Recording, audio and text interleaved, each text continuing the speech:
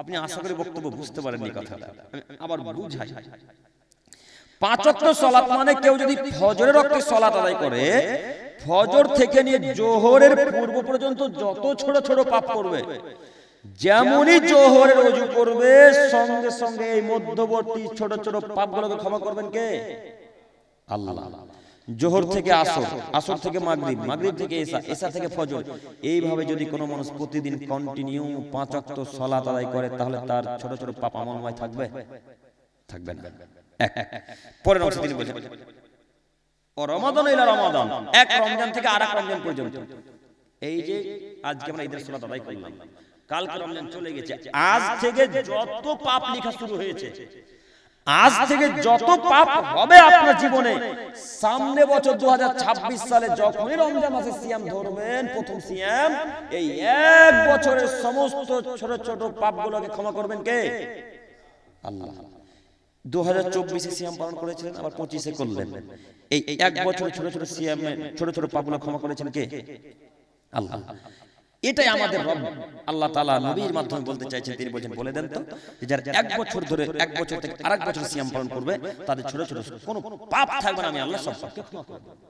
আল জুমাতু ইলাল জুমা, এক সপ্তাহের পাপ, সামনে জুমাতে পাপ করে সালাত আদায় করে মসজিদ থেকে বেরিয়েছেন, মসজিদ থেকে বের হওয়ার পরে পরে পাপ নাকি লেখা শুরু হয়েছে।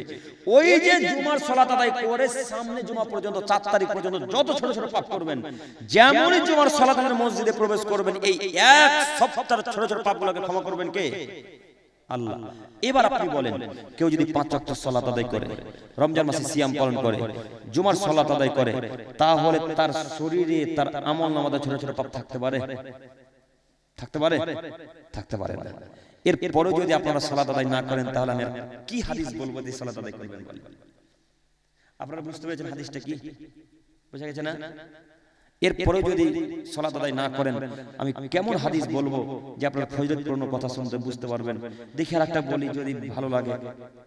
যায়েদ ইবনে খালিদ আল জুহানী রাদিয়াল্লাহু তাআলা আনহু বলেন, রাসূলুল্লাহ সাল্লাল্লাহু আলাইহি ওয়াসাল্লাম বলেন, মান সাল্লা সাজদাতাইনি, কেউ যদি 2 রাকাত সালাত সুন্দরভাবে আদায় করে, সুন্দরভাবে মানে ভালোভাবে ওযু করলো, সুন্দরভাবে মানে রুকু সিজদা ঠিকভাবে করলো, সুন্দরভাবে মানে সালাতে অন্য কোনো কথা, দুনিয়াবি কোনো কথা মনে করলো না, যদি কেউ এইভাবে 2 রাকাত সালাত আল্লাহকে খুশি করার জন্য ভালোভাবে আদায় করে, গুফিরাল্লাহু মা তাকাদ্দামা মিন জামবিহি, তাহলে আল্লাহ তাআলা তার পূর্বে যত ছোট ছোট পাপ ছিল, সব ছোট ছোট পাপগুলোকে আল্লাহ ক্ষমা করে দেবে।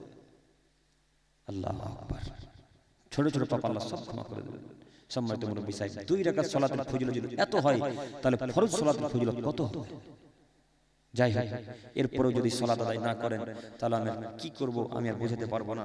তারপরে রবকে বলি, রব গভীর রাত্রি হয়ে গেছে, রব ঈদের রাত্রি তোমার কাছে ভিক্ষে চাইছি, মাবুদ তুমি আমাদের পাপগুলোকে ক্ষমা করে আমাদের সকলকে জান্নাতুল ফেরদাউস দান করো। সকলে বলি আমিন।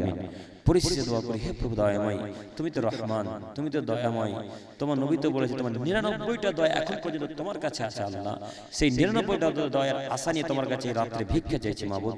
আমি সহ আমাদের পৃথিবীতে যত মানুষ মুসলিম বসবাস করছে আল্লাহ, তুমি সকল মুসলিমকে হেদায়েত দান করো, সকল মুসলিমকে তুমি হেফাজত করো এবং সকল মুসলিমকে তুমি জান্নাতুল ফেরদাউস দান করো। সকলে বলি আমিন। পরিশেষে দোয়া করি, হে প্রভু দয়াময়, তুমি আমাদের সকলকে তোমার রাসূলের দেওয়া পদ্ধতিতে 5 ওয়াক্ত সালাত আদায় করার তৌফিক দান করো। সকলে বলি আমিন। একটি কথা ছুটে গেল, সেটা হচ্ছে যে রাসূলের দেওয়া পদ্ধতিতে সালাত আদায় মানে রাসূলের দেওয়া পদ্ধতিতে রুকু সিজদা করতে হবে। ঠিক যখন রুকুতে যাবেন, তখন হাত বাঁকা থাকবে না সোজা থাকবে? জি, সোজা থাকবে। যখন সিজদাতে যাবেন, তখন হাত কুকুরের মতো করে থাকবে না এভাবে খাড়া থাকবে? অনেকের হাত কুকুরের মতো শুয়ে থাকে না? কুকুরের শোয়া দেখেছেন, বসা দেখেছেন? দেখবেন কুকুর যখন বসে তখন এইভাবে হাত দুটোকে সামনের দিকে এগিয়ে দিয়ে বসে না? এইভাবে কুকুরের মতো সিজদা করতে পারবেন না, এইভাবে আপনাকে সিজদা করা লাগবে যেন অন্তত একটা বকরির বাচ্চা যেতে পারে। কথা বোঝা যায়নি?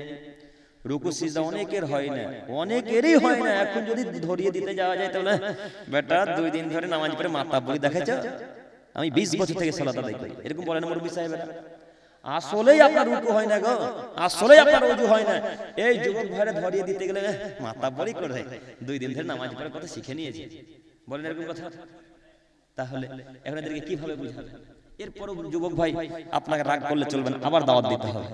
আবার দাওয়াত দিবেন, ওনাকে বুঝান যে চাচা আপনার আসলে উজু হয়নি। কত মানুষের যে মাসা হয় না আল্লাহ জানে। আচ্ছা মনে করেন তো দেখি, আচ্ছা সালাত কবুলের জন্য শর্ত কি বলেন তো একজন? ওযু। ওযু যদি না হয় তো সালাত কবুল হবে না। তো মাগরিবের সালাত চলছে, তাড়াহুড়া ওযু করে মাসা হলো কি হলো না, মসজিদে চলে গেল, মানে রাকাত ছুটে যাবে এই জন্য। তো ওযু যে হলো না, রাকাত ছুটলে কি হলো? নামাজ কবুল হলো? ওযু না হলে নামাজ হবে না। মাসা করবেন, দেখেন পানি নিলাম, আঙ্গুলগুলো একসাথে এইভাবে থাকবে, সবাই দেখে আঙ্গুলগুলো এইভাবে থাকবে, কপালে এই শাহাদাত আঙ্গুল ঠেকে যাবে, এই যে আঙ্গুল এইভাবে ঠেকে গিয়ে একেবারে চুলগুলোকে ঠেকাতে ঠেকাতে ঠেকাতে চুলগুলোকে ঠেকাতে ঠেকাতে একেবারে চুলের শেষ পর্যন্ত ঘাড়ে চলে যাবে। এই আঙ্গুল দুটো একদম শেষ পর্যন্ত চুলের শেষ সেখানে যাবে, আবার এইভাবে ঠেকাতে ঠেকাতে ঠেকাতে ঠেকাতে নিয়ে এসে কপালে ছাড়তে হবে। ওই পানিতেই কান মাসা করতে হবে, আর দ্বিতীয়বার পানি নিতে হবে না। ওই পানিতেই এইভাবে কানে ভরে দিয়ে, কানে যতগুলা ভাঁজ আছে, কানে যতগুলা এই যে ভাঁজ দেখেন আছে, প্রত্যেকের আছে দেখেন, প্রত্যেকটা ভাঁজ আঙুলকে ঘুরিয়ে দিয়ে বৃদ্ধ আঙুল দিয়ে একসাথে, বোঝা গেল মাসা? চুলকে ঠেকে নিয়ে যেতে হবে। আর যুবক ভাইদের চুলে তো একবারে হেয়ার কাটিং, এখন চুল খারাপ হয়ে যাবে বলে চুল আর হলো না, মাসা হলো। আর মাসা যদি না হয় তো ওযু হলো না। এই পর্যন্ত খুব ভালোভাবে ধৌত করবেন। এই জায়গাটা বেশিরভাগ অনেকের শুকনো থেকে যায়, এই যে কাহিনা না কি বলেন, কহিনা না কাহিনা, কনুই, এই যে কনুইটা ভালোভাবে ধৌত করবেন। এই জায়গাটা সাধারণত প্রায় লোকেরই শুকনো থেকে যায়, কেন এই চামড়ার জায়গাটা মোটা, এই জন্য ভালোভাবে ধৌত করবেন। আল্লাহ যেন আমাদেরকে বোঝার তৌফিক দান করেন। সকলে বলি আমিন। সালাত কবুলের শর্ত হচ্ছে ওযু, সালাত কবুলের শর্ত হচ্ছে হালাল, সালাত কবুলের শর্ত হচ্ছে হালাল টাকা, হালাল রুজি, হালাল পোশাক আশাক, হালাল জিনিসপত্র যদি না থাকে তাহলে সালাত কবুল হবে না। আল্লাহ তোমার কাছে ভিক্ষা চাইছি মাবুদ, আমাদের 1 মাস যাবত সিয়ামকে তুমি কবুল করে জান্নাতুল ফেরদাউস দান করো। সকলে বলি আমিন। পরিশেষে দোয়া করি, হে প্রভু দয়াময়, আমরা যারা সেই সন্ধ্যা থেকে নিয়ে এখন পর্যন্ত রাত্রি 11:30 প্রায় বাজে এতক্ষণ যাবত বসে থাকলাম, আল্লাহ তুমি আমাদের সকলের সাগীরা কাবিরা পাপগুলোকে ক্ষমা করে দিয়ে জান্নাতুল ফেরদাউস দান করো। সকলে বলি আমিন। পরিশেষে দোয়া করি, হে প্রভু দয়াময়, তুমি তো বলেছো যে আদমের ছেলে যত পাপ করবে করুক, আমার কাছে একবার ভিক্ষা চাইলে আমি সব পাপ ক্ষমা করে দিই। এই গভীর রাতে তোমার কাছে আমি ভিক্ষা চাইছি মাবুদ, আমি সহ আমাদের পৃথিবীর সমস্ত মুসলিম জাতির পাপকে ক্ষমা করে দিয়ে জান্নাতুল ফেরদাউস দান করো। সকলে বলি আমিন। পরিশেষে দোয়া করি, হে প্রভু দয়াময়, তুমি আমাদের ফিলিস্তিন ভাইদেরকে, ফিলিস্তিনের মুসলিমদেরকে তুমি রক্ষা করো। সকলে বলি আমিন। আরো একটি কথা, প্রত্যেক সালাতে, প্রত্যেক ফরজ সালাতে, প্রত্যেক সালাতের মাঝে ফিলিস্তিনবাসীর জন্য দোয়া করবেন ইনশাআল্লাহ।